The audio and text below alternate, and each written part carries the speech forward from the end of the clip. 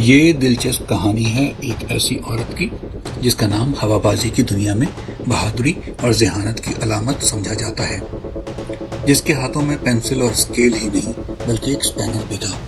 ایک ایسی عورت جس نے نہ صرف انجنوں کی زبان سیکھی بلکہ انہی انجنوں کو اپنی زبان میں بولنا بھی سکھایا۔ اس خاتون کا نام تھا بیاٹرس شیلنگ۔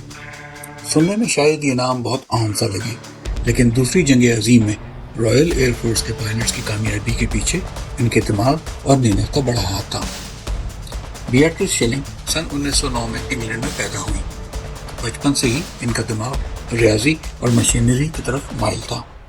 جب دوسری لڑکیاں گڈے گڑیاں کھیل رہی ہوتی تھیں، بیاٹرس اپنا وقت موٹر سائیکلوں اور کاروں کے انجنوں کو ٹھیک کرنے میں گزارتی تھی۔ انہوں نے بچپن سے ہی ایک میکینک کی طرح کام کرنا شروع کیا۔ ساتھ ساتھ انہوں نے گاڑیوں اور موٹر سائیکلوں کی ریسوں میں بھی حصہ لینا شروع کر دیا۔ انہوں نے اپنے ہائی اسکول کے دوران کئی ریسیں جیت کر کم عمری میں ہی شہرت کی سیڑھیوں پر قدم رکھ دیا۔ ہائی اسکول کے بعد مینچسٹر یونیورسٹی سے میکینیکل انجینئرنگ میں ڈگری حاصل کی اور جلد ہی برطانوی رائل ایئر کرافٹ اسٹیبلشمنٹ سے وابستہ ہو گئیں۔ وہ اپنے شعبے میں کام کرنے والی چند خواتین میں سے ایک تھیں۔ سن 1940 میں جنگ عظیم دوم اپنے عروج پر تھی۔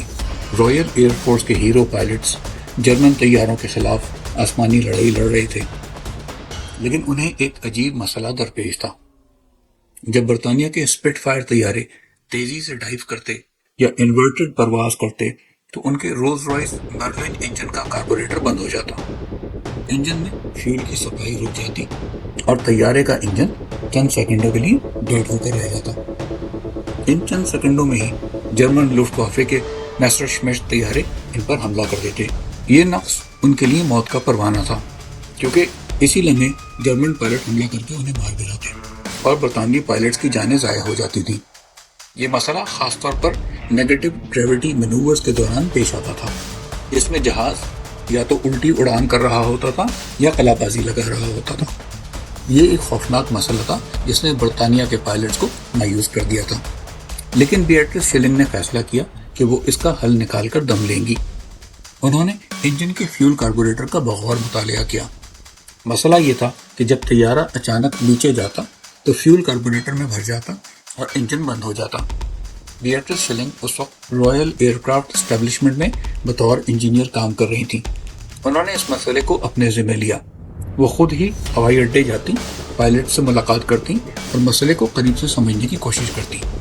انہوں نے دیکھا کہ فلوٹ ٹائپ کاربوریٹر میں ایندھن کی سپلائی گریوٹی یعنی کشش ثقل پر انحصار کرتی ہے۔